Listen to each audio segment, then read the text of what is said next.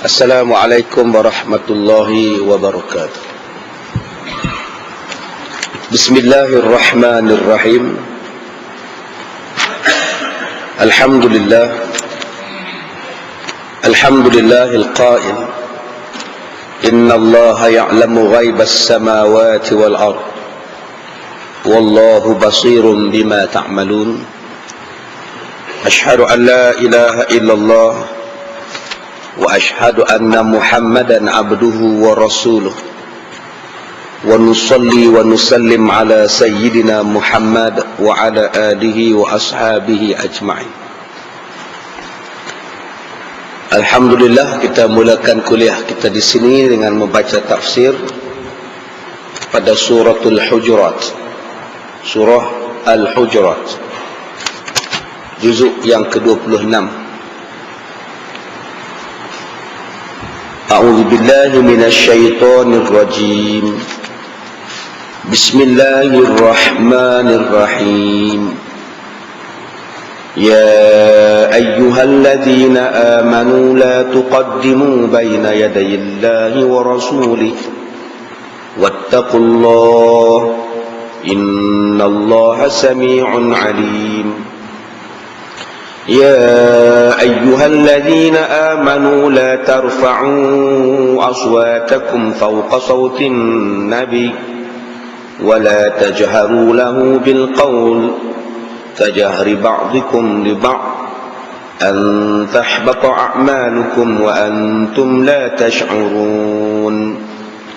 إن الذين يغضون أصواتهم عند رسول الله أولئك الذين امتحن الله قلوبهم للتقوى لهم مغفرة وأجر عظيم. صدق الله العظيم. Ayat pertama sehinggalah ayat yang ketiga. Surah Al-Hujurat diturunkan di Madinah. Al-Hujurat maknanya ialah bilik-bilik. Bilik-bilik tempat tinggal isteri-isteri Nabi sallallahu alaihi wasallam. Kerana pada ayat yang keempat Allah Ta'ala menegur beberapa orang daripada kalangan Arab Badui yang datang menghadap Nabi sallallahu alaihi wasallam di Madinah.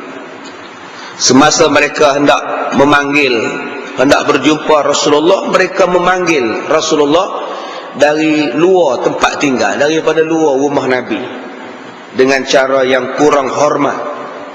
Maka diturunkan ayat ini, surah ini, untuk mengajar bagaimana hendak bersosial, bagaimana hendak berkomunikasi di dalam agama kita. Jadi surah Al-Hujurat adalah satu surah yang penting, walaupun ianya adalah cuma surah yang pendek sahaja, 18 ayat sahaja, tetapi mengandungi sistem kehidupan bermasyarakat. Kalau kita nak menjadi masyarakat yang bersistem, masyarakat yang sopan, yang berakhlak, maka wajib pada kita belajar suratul Hujurat untuk kita kenal, untuk cara kita hidup berkomunikasi di dalam dunia ini. Intipati di dalam surah Al-Hujurat yang pertamanya ialah menerangkan tentang hukum, akidah, kepercayaan. Kemudian diterangkan kepada kita adab dan peraturan.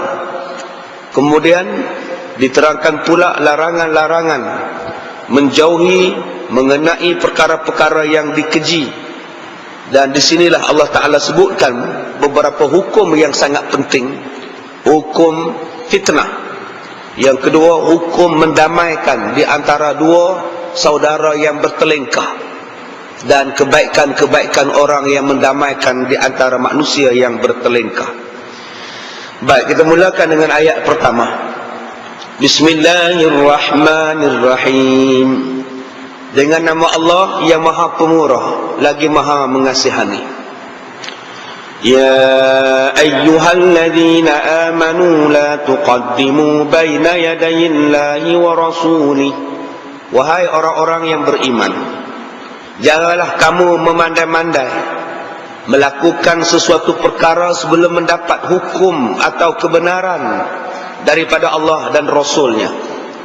Wattaqullaha innallaha sami'un alim. Dan bertakwalah kamu kepada Allah, sesungguhnya Allah Maha mendengar lagi Maha mengetahui. Ayat pertama dan ayat kedua dalam surah Al-Hujurat, Allah mulakan dengan perintah. Ya ayyuhallazina amanu la tuqaddimu. Wahai orang yang beriman, jangan kamu mendahului. Ayat kedua, ya ayyuhallazina amanu la tarfa'u aswatakum. Wahai orang yang beriman, jangan kamu mengangkat suara kamu melebihi suara Rasulullah. Tuan-tuan, ada dua hukum awal-awal disebutkan di dalam surah Al-Hujurat. Dalam surah-surah yang lain Allah Ta'ala mulakan dengan sumpah. Ada surah yang dimulakan dengan sumpah. Wal asr, wal fajr, wal syams. Ada dalam surah lain Allah mulakan dengan huruf Rasiyah. Yasin, Taha, Nun, Sad, Alif, Lam, Mim, Sad. Allah mulakan dengan ayat sumpah. Ada surah yang dimulakan dengan Allazina kafaru wa saddu an sabilillah adalla a'malahum. Dan ayat ini dimulakan dengan perintah. Ya ayyuhallazina amanu. Wahai orang-orang yang beriman.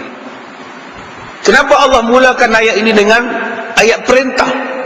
Menunjukkan bahawa kalau awal-awal cakap sudah perintah, kalau awal-awal surah sudah cakap perintah, maknanya ayat-ayat yang di bawahnya juga berdasarkan, mempunyai dasar hukum yang tinggi, dasar hukum yang besar.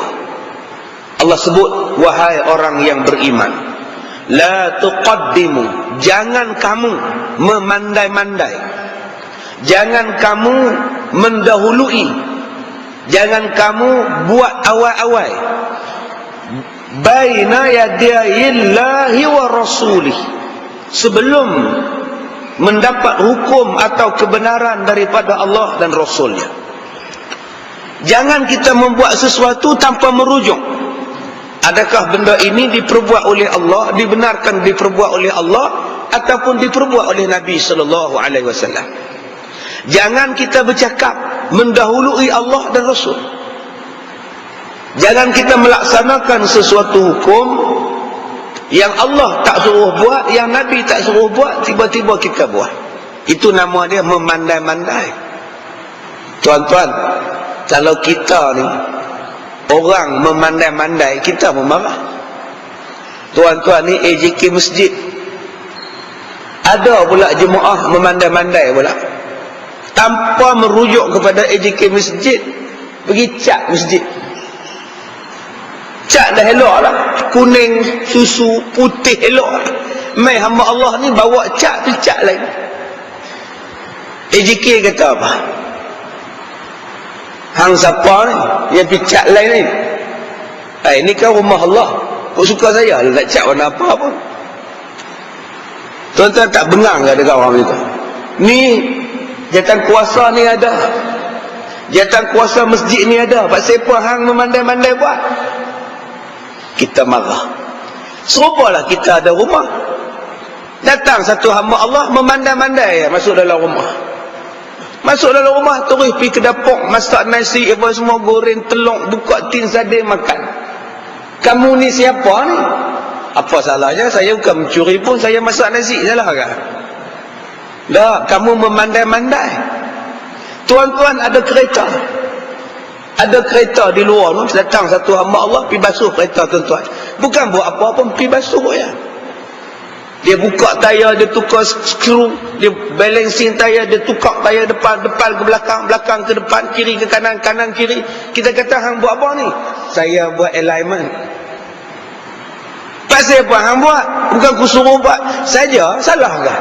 Salah kan? Memandai-mandai buat ni, kata aku hang tahu tak? Kalau kita pun tak boleh memandai-mandai pada harta kita, bumi ni harta siapa? Bumi ni harta siapa? Langit ni harta siapa? Alam ni harta siapa?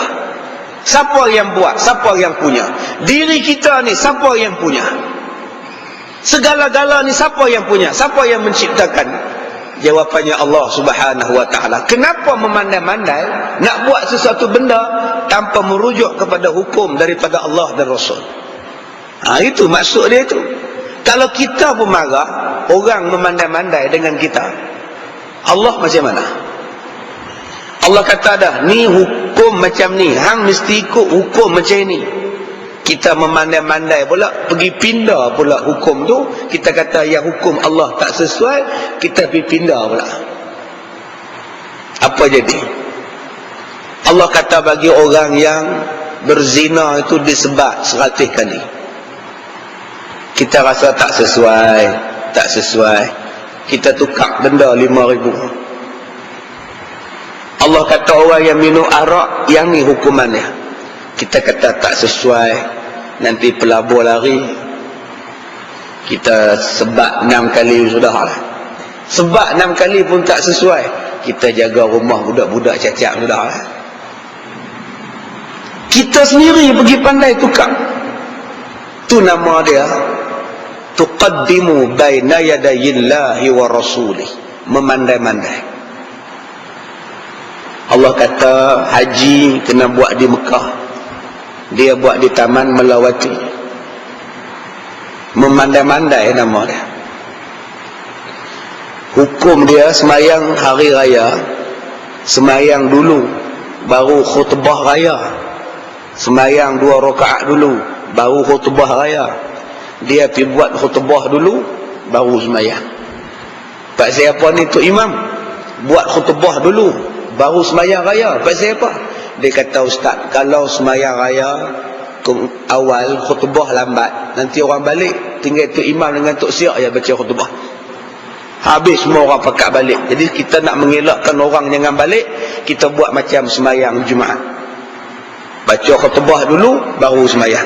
Kita tukar sikit, ustaz. Sekarang zaman dah berbeza, kena tukar sikit. Kamu memandai-mandai. Yang ni yang Allah tak bagi ni. Urusan agama jangan memandai-mandai. Jangan memandai-mandai dalam bab agama. Nabi Muhammad tidak pernah bincang Islam tentang Islam dengan agama lain. Nabi tak pernah bincang. Nabi tak pernah bincang-bincang nak cari apa benda dengan agama lain. Lakum dinukum waliyadin. Hang agama hang, aku agama aku. Pak siapa kita nak duduk semeja bincang pula? Ada Nabi pernah bincang dengan agama lain? Tak pernah. Hampa nak semayang cara hampa punya pasal. Hampa nak buat raya apakah, hampa nak sambut apakah, cara sembah Tok Kong hampa punya pasal. Hampa punya pasal. Islam takkan duduk semeja sebab agama hampa tak betul.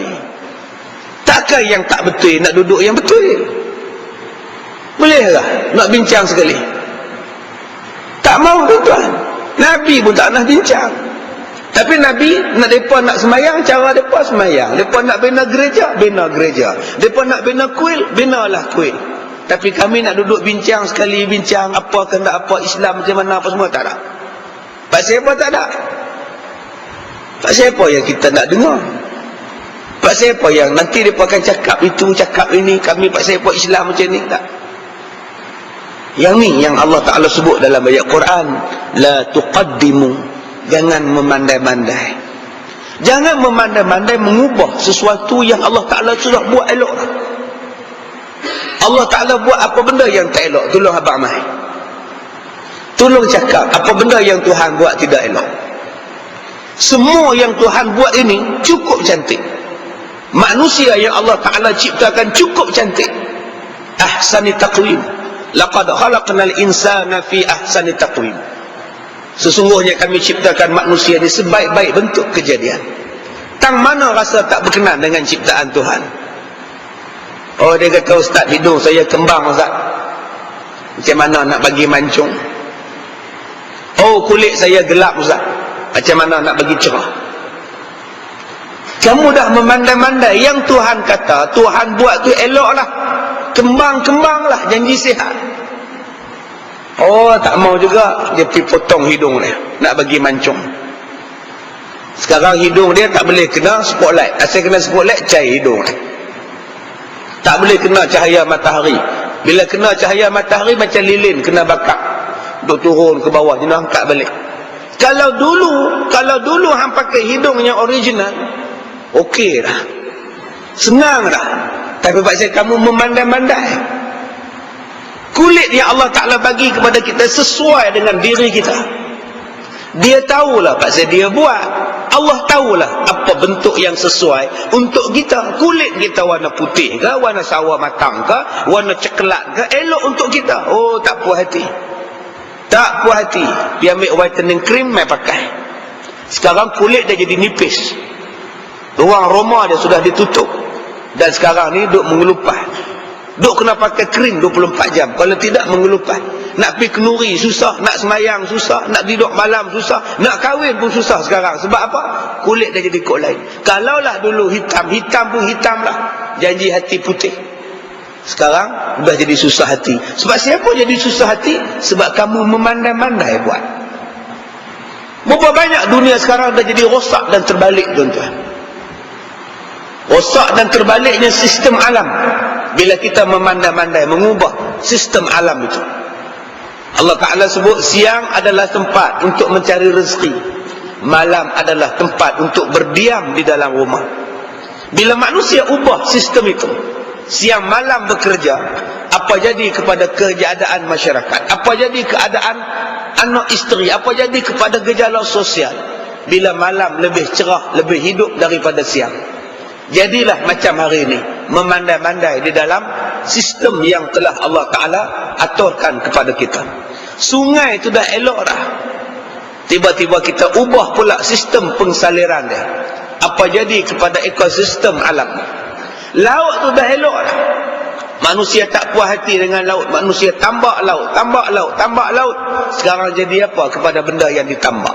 Sesuatu yang kita mengubah ciptaan Tuhan, maka ianya akan dipanggil sebagai tuqaddimu. Bila tuqaddimu namanya memandai-mandai. Maka bila memandai-mandai tadi, hukumnya adalah haram. Setiap perkataan yang adalah la taqrabuz zina, jangan kamu hampir kepada zina. La taqrabus salata wa antum sukara, jangan kamu menghampiri solat dalam keadaan kamu mabuk. Setiap sesuatu perkataan yang adalah la tubtilu sadaqatikum, la tarfa'u aswatakum, maknanya la itu kalau kita perbuat hukumnya adalah berdosa. Jangan kita buat juga hukumnya adalah berdosa. La tufsidu fil ard, jangan buat rosak atas muka bumi. Buat juga rosak atas muka bumi, berdosa lah. Dan kesan daripada apa yang kita buat tadi bukan balik kepada Tuhan. Kesan kita lawan Tuhan bukan balik pada Tuhan. Kesan kita lawan Tuhan, dia akan balik kepada manusia. Dia akan datang balik kemusnahan kepada kita. Yang ni yang kita kena ingat. Sesuatu yang kita mencabar Allah, sesuatu yang kita mendahului Rasul, maka kita akan datang keburukan kepada kita balik. Walaupun kita nampak kerja kita makin kemas. Oh, kita nampak kerja kita tu nampak macam sophisticated. Kita nampak macam kita ni cukup berilmu lah, pandai nak rangka satu sistem yang konon-konon yang lebih baik. Sebenarnya tuan-tuan, sistem itulah yang akan merosakkan kita. Sekarang manusia terlalu banyak sistem. Itu punya sistem, ini punya sistem, ini punya ismi, ini punya isma, ini golongan isma, ini golongan ismi, ini golongan plural, ini golongan liberal, ini demokrasi, ini. Akhirnya rosak. Dan kita lebih malang lagi pula, kita kata bahawa tak dapat tidak kita terpaksa buat, Ustaz. Tak dapat tidak kita terpaksa buat. Itu yang kita nampak hari ini, macam-macam benda berlaku. Macam-macam benda berlaku. Tidak ada jalan lain dah, Ustaz, terpaksa kita buat. Umpamanya dalam bidang demokrasi. Adakah dalam Islam tu sistem demokrasi? Adakah wujud? Nabi Muhammad pernah buat demokrasi? Pilihan raya berparlimen. Tak kira siapa boleh jadi pemerintah. Asalkan ramai orang pangkah, dia jadi pemimpin. Kalau dia tak betul pun, kalau ramai pangkah, dia jadi pemimpin. Itu adakah di dalam agama kita? Tapi kita kata kita dah tak ada jalan lain, Ustaz, kita terpaksa amalkan juga. Iyakah tidak ada jalan lain? Kalau tidak ada jalan lain, nampak sangat Islam ni belum habis lagi. Kalau kita kata tak ada jalan lain, Ustaz, yang ni yang kita ada, nampak sangat Islam ni tak sempurna lagi, tak komplit lagi. Sedangkan bukankah Allah Ta'ala dah sebut ada al-yawma akmaltu lakum dinakum wa atmamtu alaikum ni'mati. Hari ini agama kamu sempurna dah. Semua dah komplit.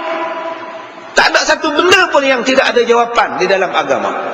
Tidak ada satu perkara pun yang tidak boleh diselesaikan dalam Islam. Ini yang Allah Ta'ala sebut. Bila kita amalkan sistem itu, maka jadilah macam sekarang. Yang dipangkah lain, yang dibuat kerja lain, yang dipangkah lain, yang dibuatnya lain. Akhirnya kita tak puas hati.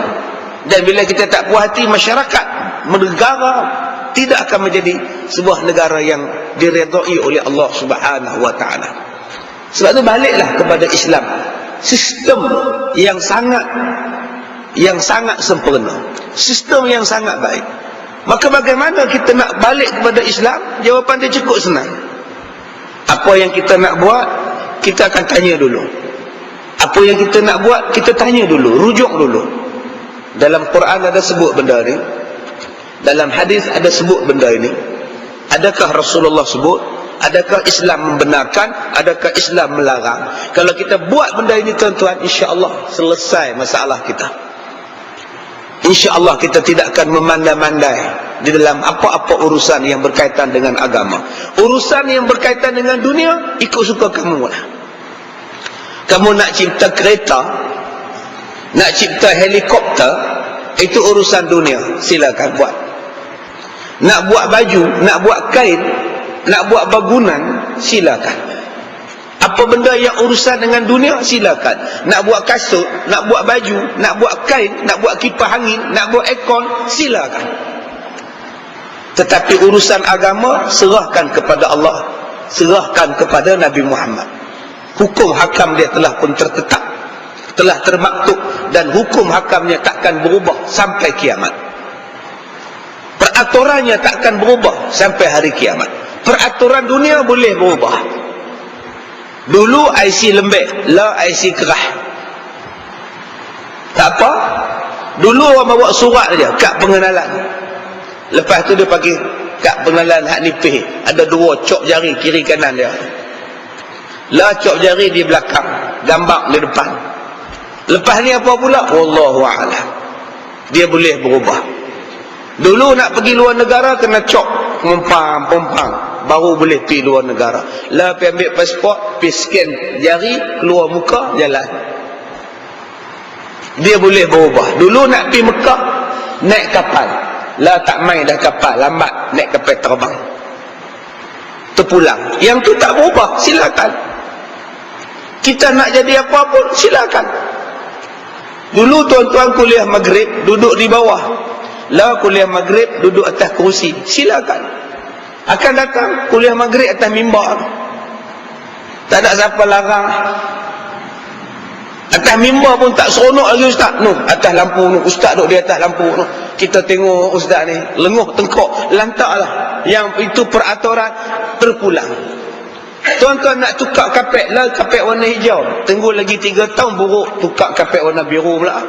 Tak apa, tukar pergi lah. Tak jadi masalah. Janji kiblatnya menghadap ke sini, jangan kiblat menghadap sana. Jangan kiblat menghadap ke belakang, yang tu tak mau. Jangan memandai-mandai. Yang ni yang kita kena jaga. Peraturan beragama itu.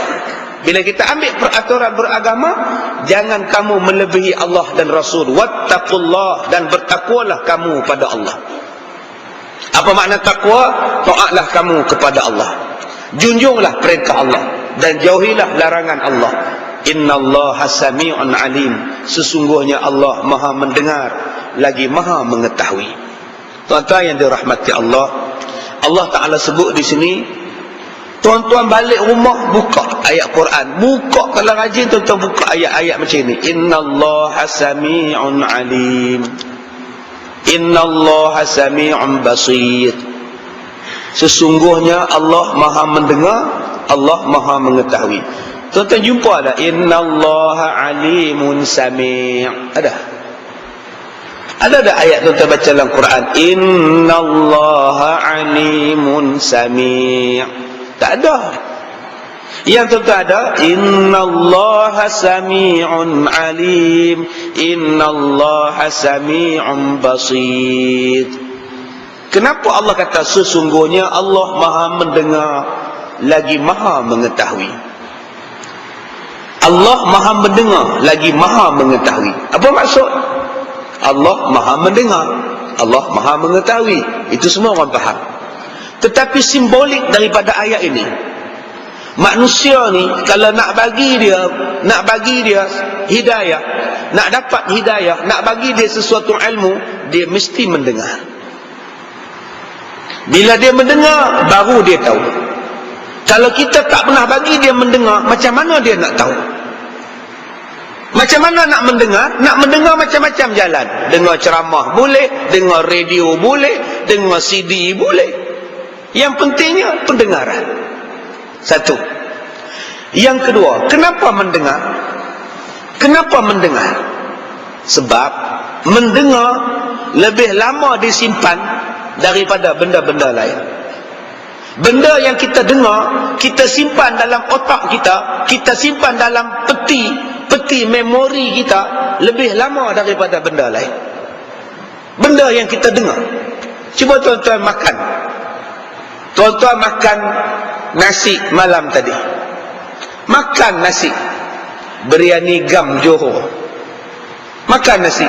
Sekarang pukul 7.50. Tuan-tuan, rasa lagi tak nasi itu? Rasa lagi tak nasi yang kita makan malam tadi? Tak rasa. Mana kita rasa dah? Tengah hari tadi, tengah hari semalam kita makan nasi daging masak kurma. Bagaimana daging masak kurma tu terasa lagi tak? Tak terasa lah. Dia makan-makan duduk dalam perut tak ada lah.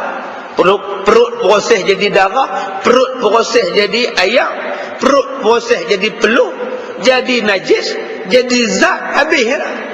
Tetapi apa yang tuan-tuan dengar 30 tahun dulu sampai sekarang tuan-tuan masih ingat. Tuan-tuan belajar 30 tahun dulu sampai sekarang tuan-tuan masih ingat. Tok guru tuan-tuan tegur, dengung 2 harakat, dia jentik telinga kita. Aku kata dengung. Sampai sekarang tuan-tuan bila jumpa ayat tu, ayat ni aku kena jentik pasal tak dengung. Kecil-kecil dulu kita duduk di kampung, tok kita kata, Den, jangan lalu rumah Nek Nak tu. Nek Nak tu belah hantu raya. Kita dengar opah kita pesan, jangan lalu depan rumah Nek Nak di kampung Niang Rapik, sebab Nek Nak ni belah hantu raya. Bila 40 tahun dulu opah kita cakap. Sekarang bila tuan-tuan balik ke kampung Niang Rapik, tuan-tuan tengok rumah Nek Nak tu dah buruk sangat. Tuan-tuan ingat apa? Tuan-tuan sekarang pesan pada anak tuan-tuan, jaga-jaga, jangan tengok, terus tengok depan je, jangan tengok kanan. Kenapa ayah? Rumah tu belah hantu. 40 tahun dulu sampai sekarang masih ingat lagi. Itulah kekuatan telinga. Itulah kekuatan telinga. Sebab itu telinga ini termasuk dalam panca indera. Telinga, mata, lidah, kaki, tangan. Dia tak masuk perut. Perut bila makan habislah. Tetapi telinga, dia akan mendengar sampai bila-bila ingatan dia. Dia takkan buang ingatan itu. Sebab itu apa yang kita dengar sama dengan apa yang kita cakap. Dosa mengumpat adalah sama dengan dosa mendengar mengumpat. Saya mengumpat, Din tu tak padan dengan boroi, tak sedar diri, nama dia mengumpat. Tuan-tuan pun hangguk dia. Tuan-tuan juga dikira mengumpat. Tuan-tuan tak boleh kata, bukan aku mengata, Ustaz Kazim yang cakap, dialah dosa, aku dengar ayat. Tak, kita serupa, dua-dua serupa. Baik tuan-tuan ngumpat sekali, puas hati. Sebab ada yang jadi baik, dia kata, saya tak campur, saya dengar ya mereka cakap, Ustaz, saya tak campur, Ustaz, buat apa dia ngata ke orang. Tapi Abang Haji ada sekali, ada lah, tapi saya diam lah, saya tak campur lah. Abang Haji diam pun sekali, Abang Haji. Baik Abang Haji masuk sekali ngumpat. Dosa sama je. Dosa mengumpat sama dengan dosa mendengar. Dosa mendengar sama dengan dosa mengumpat. Ustaz, dosa mengumpat tu apa, Ustaz? Orang yang mengumpat mencukur agamanya. Orang yang mengumpat dosanya apa? Mencukur agamanya. Bukan mencukur rambut, bukan mencukur misai, bukan. Mencukur agamanya. Apa makna mencukur agama? Menjadikan pahalanya habis diserahkan kepada orang yang dia umpat.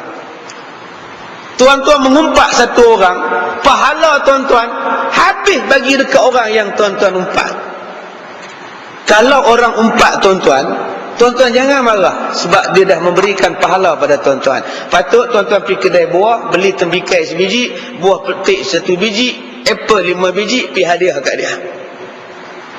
Bila dia tanya, kenapa bagi aku hadiah ni? Pak Sihan bagi pahala kat aku tak tahu nak balas apa, aku bagi buah hadiah. Sebab bila kita mengumpat orang, kita dah bagi pahala kita pada orang. Kalau orang mengumpat kita, kita dapat pahala orang itu. Tuan-tuan tak seronok ke? Akaun tuan-tuan bertambah. Online je masuk duit. Cukup bulan sampai penyata lah. Siapa masuk duit ni? Banyak ni. Siapa ni? Seronoknya. Masuk duit. Padahal kita tak tahu pun duit siapa. Tapi dia masuk. Bila pergi tanya dekat kaunter ni, siapa masuk duit ni? Dia pun cek, betul atas nama encik. Akaunnya betul, namanya betul, tak salah. Ni orang sedekah kot ni. Tuan-tuan mesti seronok. Macam tuan-tuan masuk majalah 3, masuk rancangan bersamamu. Suami lumpuh, anak cacat. Wartawan kata, bagi sesiapa yang ingin menolong Makcik Halimah, bolehlah memberikan sumbangan di dalam akaunnya Bank Islam 08011113 di bawah nama Halimah binti Din. Sumbangan anda amat-amat diperlukan. Keluar dalam TV. Sebulan lepas tu Makcik Limah pergi ke bank, tengok-tengok 20,000. Ya Allah, seronoknya. Kalau begitu pun tuan-tuan kena seronok kalau tuan-tuan dapat pahala percuma. Sebab tu saya katakan tadi, apatah lagi kalau kita tahu siapa yang bagi pahala percuma, lagilah kita kena balas jasa dia. Berilah hadiah pada dia. Terima kasihlah Mat, hang ngumpat aku. Alhamdulillah lah. Pahala kamu kuliah subuh pagi tadi dapat kat aku. Pahala kita semayang subuh tadi agak-agak dapat kat siapa? Habis semayang subuh kita menyimbang dengan orang sebelah. Cuba hang tengok. Pamat tempe dah. Tak ada pun. Belakang pun tak ada, depan pun tak ada. Nampak tak? Maghrib boleh mai, subuh tak boleh mai. Apa punya orang tu? Pahala semayang subuh kita tadi dah sedekah dekat pamat tempe. Letih je tuan-tuan. Hak kawan tu diam, tak kata apa. Aku tak campur, aku tak campur. Hang tak campur, hang tak nasihat dia. Cuba nasihat dia. Mungkin dia semayang tempat lain, kita tak boleh kata. Apa tempat lain kita? Masjid baru, nak pergi masjid lain masjid apa? Mana nak tahu, kok dia nak pergi sembahyang tempat lain. Dia tak, kita tak tahu, dia tak sedar ke, dia sakit perut ke, mana kita tahu. Tak boleh pandang buruk. Sepatutnya kena cakap macam itu. Ini tidak, tuan-tuan duduk sebelah dia hanggu. Aku tak campur, aku tak campur. Tak, kena cakap. Balik rumah nanti, tuan-tuan buka kitab Minhajul Abidin. Tuan-tuan buka kitab Minhajul Abidin. Imam Ghazali kata apa dengan mengumpat?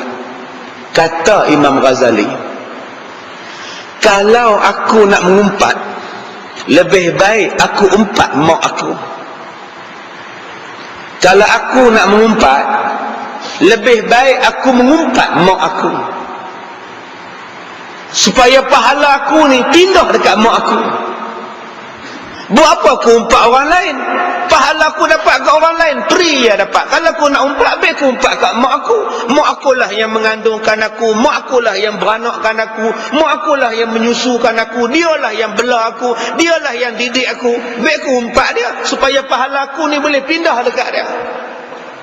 Yang aku nak umpat orang lain pasal apa? Dia tak jaga aku, dia tak bela aku, dia tak tengok aku bukan adik-beradik dia, aku bukan saudara mara dekat dia. Pasal apa yang aku nak sedekah pahala percuma dekat dia?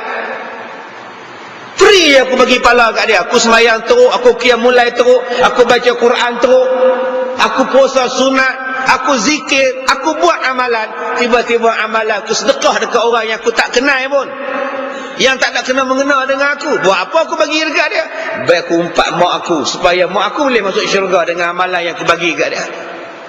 Itu pemikiran tasawuf Imam Ghazali. Bukan maknanya tuan-tuan kena umpat mak tuan-tuan. Bukan. Umpat mak pun dosa juga. Tapi kalau tuan-tuan nak mengumpat sangat, baik umpat mak. Pahala tuan-tuan dapat kat mak. Kurang-kurangnya dia mak kita. Yang tuan-tuan nak ngumpat jiran pasal apa? Nak ngumpat ustaz pasal apa? Nak ngumpat Tok Bilal pasal apa? Nak ngumpat pengurusi pasal apa? Nak ngumpat pemimpin pasal apa? Kita duk umpat dia, umpat dia. Pahala kita dia bagi kat dia. Berapa banyak hari ni tuan-tuan kita duk kata orang. Ada orang tanya dekat saya, ustaz. Ya. Dah, saya nak tanya ustaz, rukun khutbah. Ya. Dalam rukun khutbah jemaah ni ustaz, ada ke doa untuk sultan? Saya kata doa untuk sultan bukan rukun. Habis tu pasal apa kita baca? Pasal apa kita doa kat sultan? Saya kata, salahkah doa untuk sultan? Salahkah doa untuk pemimpin? Tak salah. Baguslah. Pasal apa bagus pula ustaz? Kita dah menambahkan dah satu benda yang tak ada. Dia bukan tambah. Dia bukan tambah. Innallaha ya'muru bil 'adli wal ihsan wa ita'i dzil qurba wa yanha 'anil fahsya'i wal munkari wal baghi. Ada Nabi baca ayat tu? Tak ada. Nabi tak baca ayat tu. Yang mula-mula baca ayat tu siapa? Umar Ibn Aziz. Sekarang semua orang baca. Yang Nabi baca apa? Ittaqullah, alhamdulillah, asyhadu an la ilaha illallah, Allahumma salli ala Sayyidina Muhammad, barakallahu li wa lakum bil Qur'anil azim. Yang tu Nabi baca innallaha ya'muru bil. Yang tu tak ada. Salah ke baca? Tak salah. Pasal apa? Apa salahnya baca ayat Quran? Begitulah doa untuk sultan. Okey ustaz, apa dalil ustaz yang ustaz sokong baca doa untuk sultan? Balik buka hadis Nabi. Nabi kata 7 golongan akan berada di bawah arasy Allah. Yang pertama sekali, bukan kita. Bukan kita yang Nabi sebut. Ustaz yang mengajar, tidak. Tok siak yang kutip tek cicak, tidak. Kerani yang bekerja di pejabat kerajaan. Nampak tak? Dia tak sebut. Cikgu yang mengajar di sekolah, dia tak sebut. Peniaga yang meniaga di kedai, Nabi tak sebut. Nabi sebut orang yang berada awal-awal di bawah arasy Allah ialah pemimpin yang adil. Bayangkan kita berdoa, ya Allah, berikanlah taufik dan hidayah, penuh inayah dan riayahmu ya Allah. Bila kita doa tu, mungkin mustajab doa dia. Bayangkan apa seorang pemimpin boleh buat kalau dia adil. Bayangkan kalau Allah mustajabkan doa kita dapat pemimpin yang adil. Bagaimana negeri kita diperintah? Kalau pemerintahan itu seorang pemimpin yang adil, bukankah bagus? Para miswara itu masuk Islam. Bila dia masuk Islam, tukar nama jadi Sultan Muzaffar Shah. Seluruh rakyat Melaka masuk Islam. Pemimpin dia Islam, hak bawah dia semua Islam. Penangan seorang pemimpin. Pemimpin dia suka kuliah agama, insya-Allah hak di bawahnya semua suka kuliah agama. Besar tak tuan-tuan kuasa pemimpin? Sebab itulah kita doa dalam khutbah. Doa itu minta pada Allah, berikan taufik pada dia. Salah di mananya? Kerana pentingnya, kalau tuan-tuan mari sembahyang, siapa kisah? Kalau tuan-tuan main kuliah agama ni tiap-tiap malam, tuan-tuan boleh merubah apa? Tuan-tuan faham agama, tuan-tuan boleh merubah apa? Tetapi kalau pemimpin faham agama, dia boleh merubah keseluruhan dia boleh ubah. Sebab itulah kita kena doa. Di mana salahnya? Ini ayat innallaha sami'un alim itu. Allah Maha mendengar dan maha mengetahui. Sebab tu kita kena ikut buat peraturan. Ikut peraturan Allah. Apa yang Allah buat tu mesti ada sebab musabab dia. Untuk kebaikan kita bersama. Jadi tuan-tuan, tolong bagi dengar dulu. Tolong bagi dengar. Macam mana nak bagi dengar? Nak bagi dengar, kita kena masuk. Ustaz, kita dah buat survei. Dalam taman kita ni, dalam lebih kurang dalam 200 orang tak pernah semayang di masjid kita, Ustaz. Itu dia semayang di mana? Entahlah, Ustaz. Dia apa cara kita nak bagi dia orang ramai datang mengaji, datang jemaah, Ustaz? Kita tak boleh duduk dalam masjid sahaja. Kita orang dah buat dah, Ustaz, kuliah kita dah buat, subuh, petang, malam kita dah buat, tengah hari pun kita buat, Ustaz.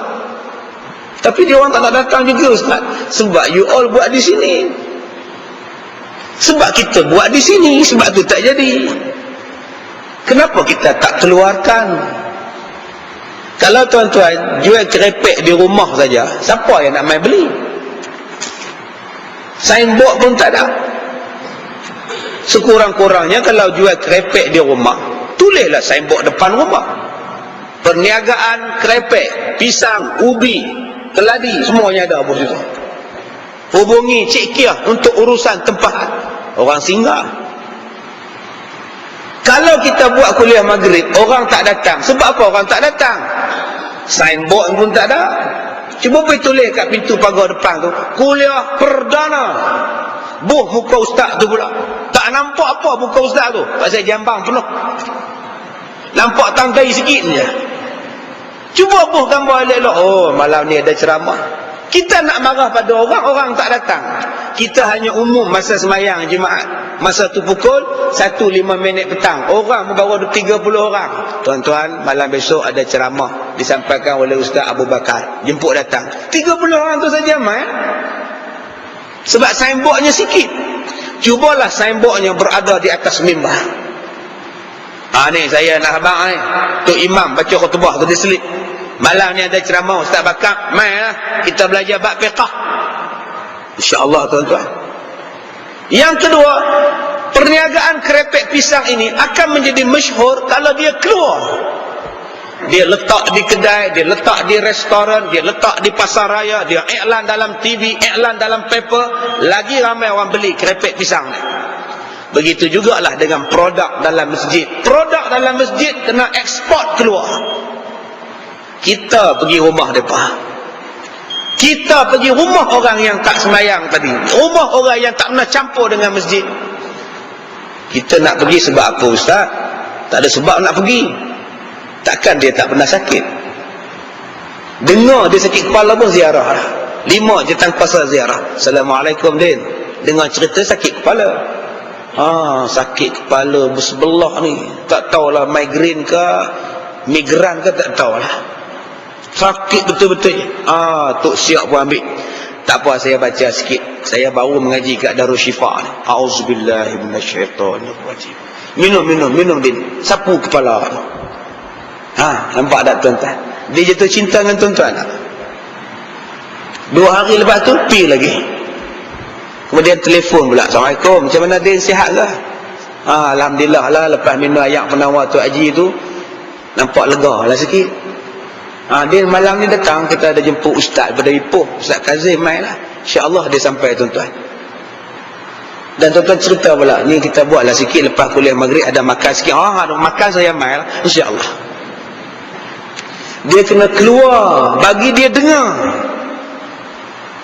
Tuan-tuan tahu tak, CD kita ni, yang dengar tuan-tuan, bekas menteri bukan Islam. Bekas menteri bukan Islam. Belah jadi tun lah. Driver dia Melayu. Driver dia duduk pasang dalam kereta. Yang tun ni duduk nyandak di belakang. Tak payah hang cakap. Biar Ustaz Kazim cakap dalam kereta. InsyaAllah. Mula-mula mungkin dia marah. Mula-mula apa ni, lama-lama itu ada lagi ke itu ceramah pasang, dia pun nak dengar. Dahsyat tuan-tuan. Mudah-mudahan. Dia kata, Ustaz, saya pengedar CD. Saya pengedar. Saya jual pada orang. Mana-mana keramaian saya jual pada orang. Orang tak nak beli. Tak nak beli tak apa. Saya hadiah pula. Naik. Ni original punya. Naik. Oh, tak mau. Naik tak mau. CD bernyanyi RM21 tambah. Ustaz punya naik mahal.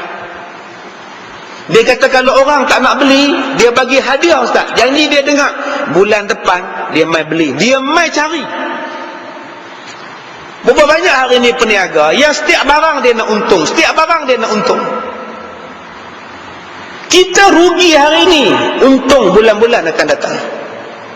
Kita hari ni nak untung, besok nak untung, lusa nak untung, tungin nak untung, tulak nak untung. Hari ni kita rugi, besok lusa kita untung. Tang tu yang penting. Dia kata, Ustaz, dia tak beli, tak apa, saya bagi hadiah Ustaz. Bulan depan 5 sekali dia beli Ustaz. Nampak tak tuan? Inilah dia kata bisnes. Tu yang orang buat jualan kedai. Dia tulis besar-besar, tilam RM1, bantal RM1. Siapa yang tak berat kereta?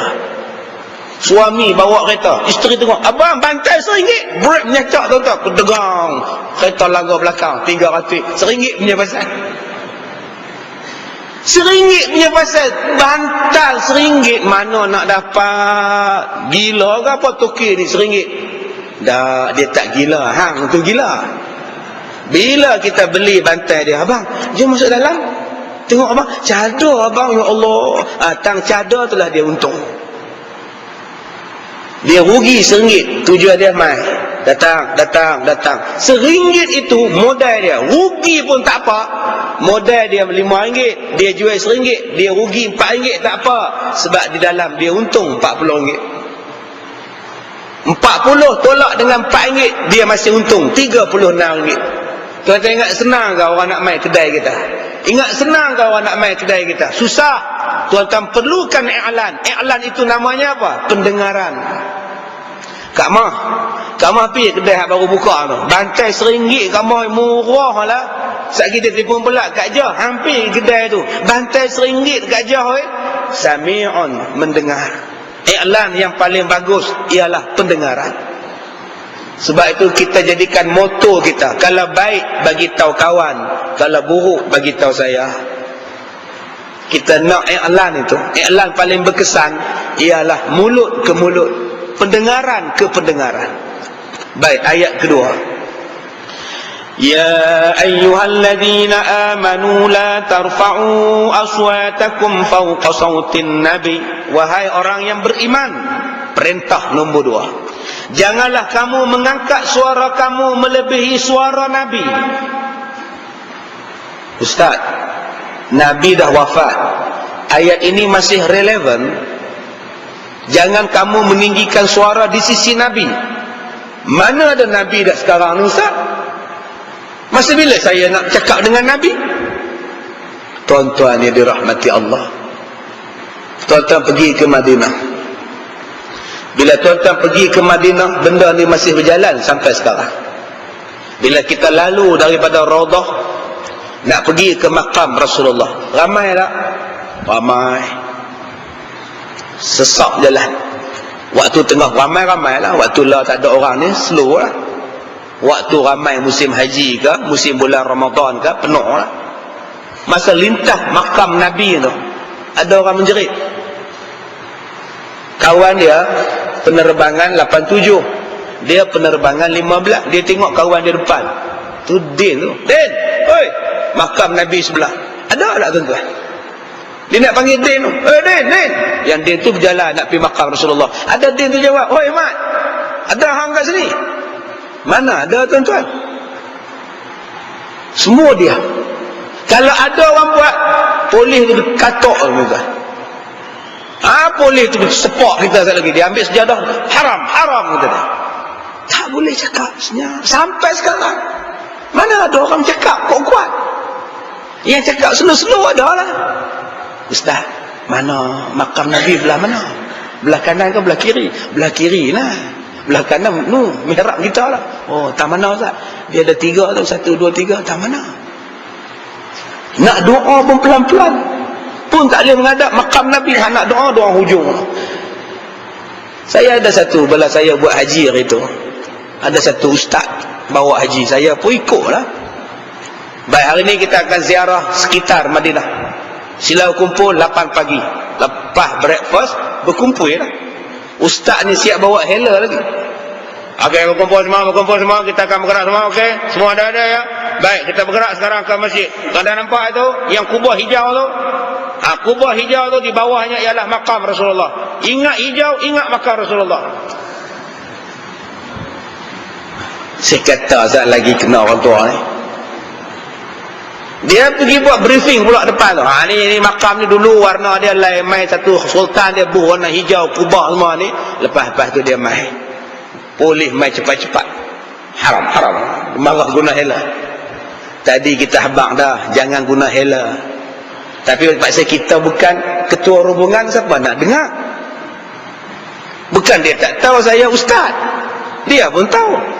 Kepala pakej tu pun tahu. Ustaz Kazim mari ikut pakej dia. Saya tak apa, saya nak buat haji. Bukan saya nak bawa jemaah haji. Saya nak buat haji. Dah mereka atok, saya ikut je lah. Tapi kita dah cakap, jangan cakap kuat. Ini ada makam Rasulullah di sana. Walaupun Rasulullah dah wafat, masih lagi tak boleh cakap kuat. Ni dalil dia. Sebab Nabi walaupun dia wafat, dia masih hidup. Tuan-tuan buka dalam satu hadis. Nabi sebut kepada kita, Nabi-Nabi dan para Rasul di dalam kubur masih semayang macam orang hidup dalam dunia. Walaupun mereka dah wafat, tetapi mereka hidup. Walaupun mereka dah mati, mereka masih lagi semayang dalam kubur, di alam mereka. Malah Nabi tahu siapa yang ziarah, Nabi dengar siapa yang bagi salam. Sebab tu kita menyampaikan lafaz salam pada Rasulullah, berkirim salam pada jemaah haji yang nak pergi melawat makam Rasulullah. Bukan sia-sia lafaz itu. Sebab Nabi kata, aku dengar dan aku balas. Dan kalau kita selawat di sini, malaikat bagi tahu dekat Nabi, si Fulan selawat pada kamu ya Rasulullah. Ini hadis-hadis sahih menceritakan tentang hidupnya Nabi Muhammad itu cuma di alamnya, di alam barzah cara Nabi. Saya kata dekat dia, jangan guna hela lah. Tak boleh. Ana dah 23 tahun bawa haji. Tak apa lah. Lepas tu tuan-tuan, Tuan Arab main naik motor dia, naik kereta dia tu lah, hadap jalan main tegak berhenti tu. Nasib baik tak ada rampasnya hela tu. Haram. Orang dah cakap tak nak dengar. Sebab tu kita dia jangan sombong walaupun kita dah pergi haji 24 kali. Ini payah tuan-tuan. Ikut ni, tak boleh cakap. Sebab itu di Madinah, mana ada tuan-tuan bunyi hon? Berbeza di Mekah. Di Mekah tu lampu merah dah hon lah. Belum hijau lagi, pon-pon, la ilaha illallah. Sak-sak Mekah hon, sak-sak hon. Kalau duduk di Mekah tak ada hon, tak seronok, tak meriah langsung. Awak sunyi hari ni. Tak seronok, dia mesti ada hon.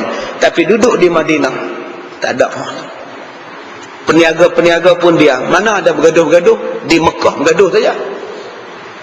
Peniaga-peniaga bising. Kayu pekar hak dulu tu. Masa tengah hot kayu pekar. Mana ada di Madinah? Kayu pekar lepas sembahyang tak ada. Sebab tu perintah Allah, jangan tinggikan suara di sisi Nabi sallallahu alaihi wasallam. Yang kedua, bila orang baca hadis, jangan tuan-tuan duk cakap juga. Walaupun yang baca tu ustaz. An Abi Hurairah radhiyallahu anhu qala Rasulullah sallallahu alaihi wasallam. Dibacanya satu hadis, jangan cakap. Sebab tu tuan-tuan tengok ulama-ulama dulu, bila mereka nak baca hadis Nabi, mereka mandi dulu. Nak baca hadis Nabi, mereka ambil wuduk dulu. Mereka pakai minyak wangi untuk baca hadis Nabi. Hormatnya mereka, sebab dalil ini sebut. Yang ketiganya tuan-tuan, jangan kita panggil Nabi Muhammad macam kita panggil orang-orang lain. Orang lain kita boleh panggil dia, oi Din, oi Mat, oi Latif, oi Dola. Tapi bila kita sebut Nabi Muhammad, tuan-tuan tak boleh panggil Muhammad adalah seorang anak yatim piatu yang dilantik menjadi Rasul. Muhammad tidak pernah bersekolah. Hang panggil Muhammad, Muhammad, Muhammad. Hang tu siapa dengan Nabi? Tak ada adab dengan Nabi. Panggil dia Nabi Muhammad sallallahu alaihi wasallam. Ini 3 maksud jangan kamu meninggikan suara melebihi suara Nabi sallallahu alaihi wasallam. Wala tajharu lahu bil qawli, dan janganlah kamu menyaringkan suara kamu semasa bercakap dengan setengahnya yang lain. Kajahri ba'dikum li ba'din an tahbata a'malukum wa antum la tash'urun, supaya amalan-amalan kamu tidak hapus pahalanya sedangkan kamu tidak menyedari. Rupa-rupanya tuan-tuan, kalau kita bercakap kasar, kita cakap kuat, kita tinggikan suara melebihi suara Nabi sallallahu alaihi wasallam, sebenarnya kita telah pun menghapuskan pahala kita sendiri tanpa kita sedari. Tuan-tuan pernah tanya tak, kenapa bila baca khutbah tu imam kena pegang tongkat? Kalau tak pegang tak apalah. Pasal apa bila khutbah mesti ada tongkat? Kadang-kadang tongkat ni Tok Bilal pegang di bawah ni. Bilal pegang di bawah ni, baca doa dulu, selawat dulu, baru dia serah pada Tok Imam. Tok Imam pun ambil, naik tangga tu, tak di atas. Bila khutbah dia pegang. Alhamdulillah. Pasal apa tongkat tu? Tok Imam muda, 28 tahun. Pasal apa nak tongkat? Kalau 82 tahun tak apa lagi.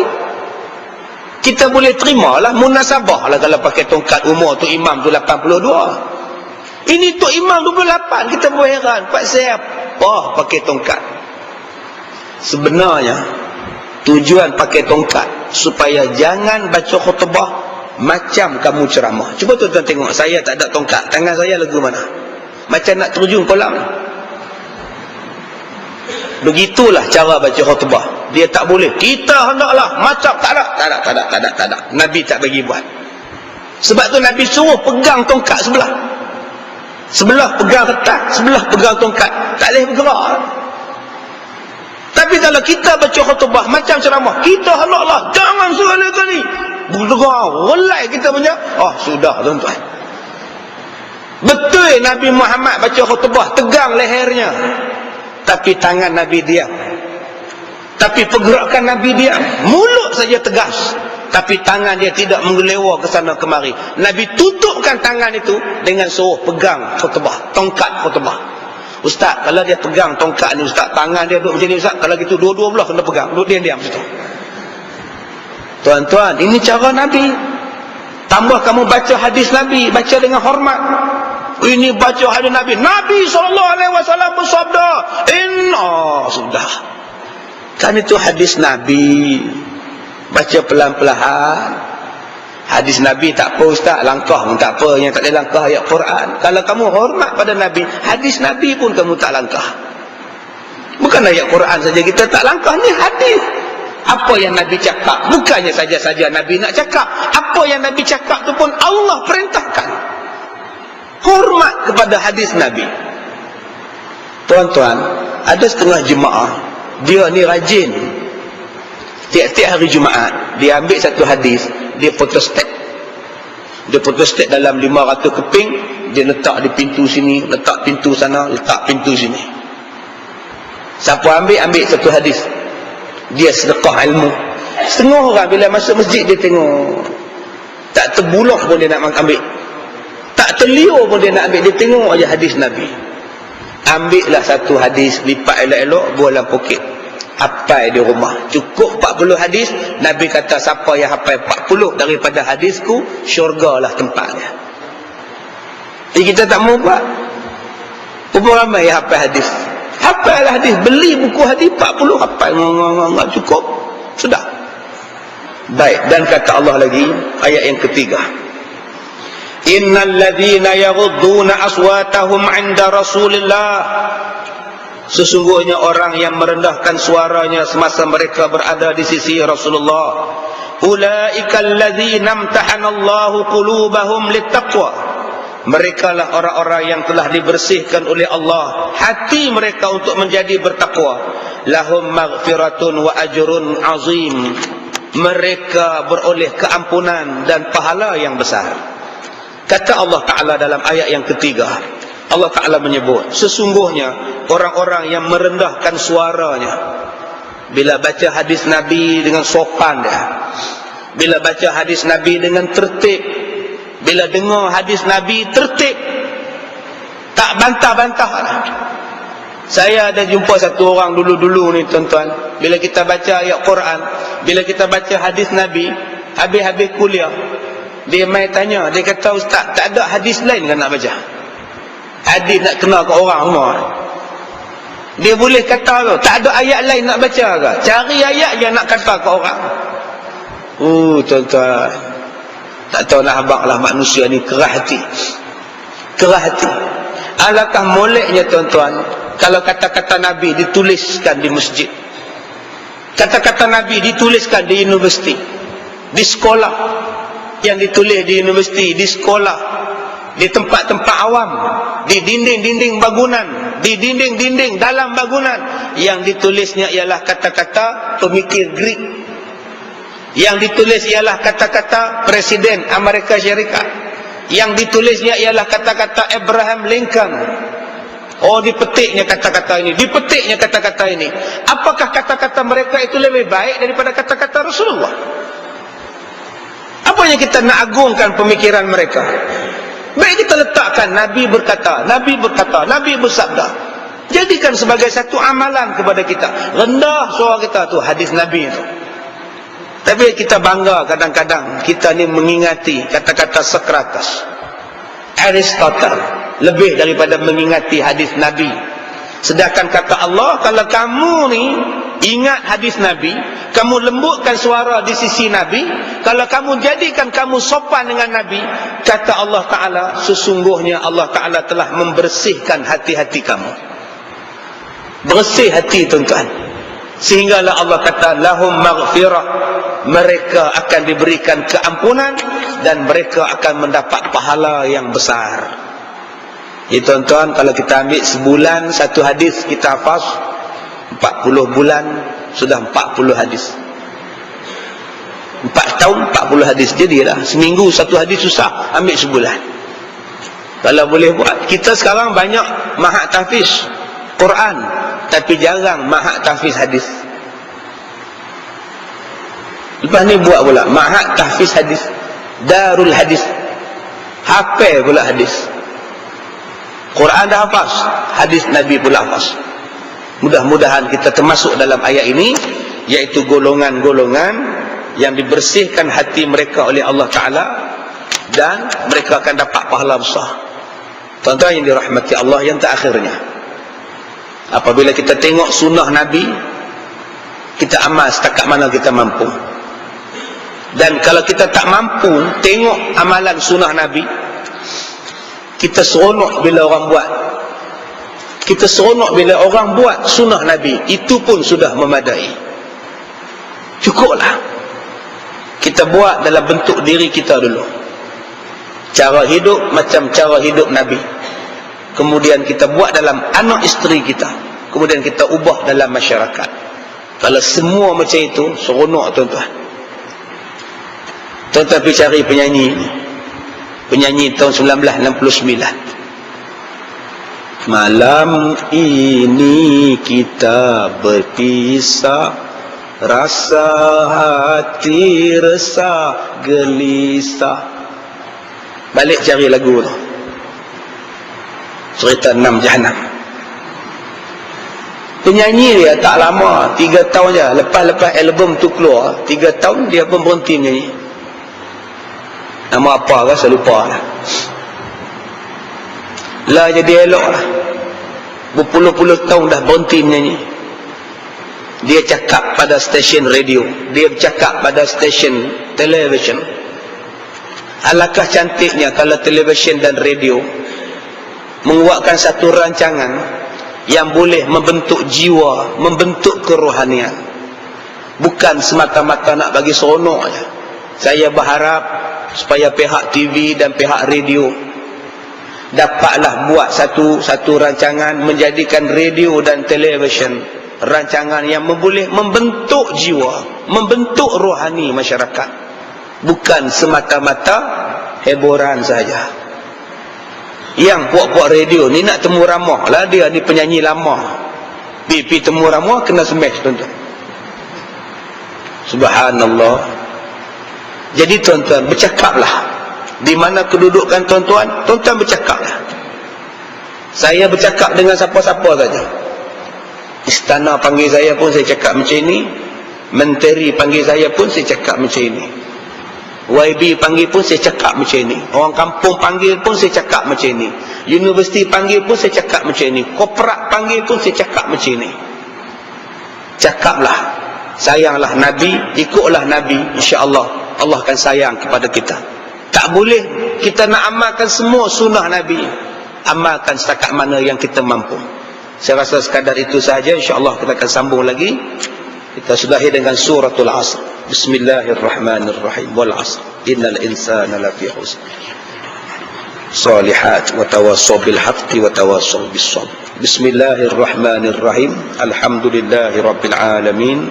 Wassalatu wassalamu ala Rasulillah wa ala alihi wa sahbihi ajma'in.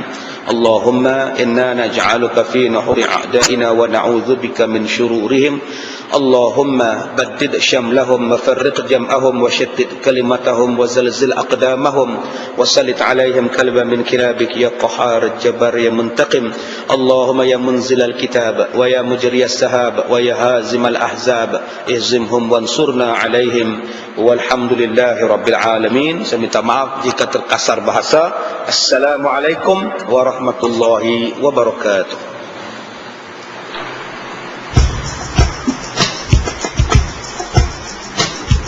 الإسلام لنا دينا وجميع الكون لنا وطنا توحيد الله لنا نور أعلنا الروح له سكنا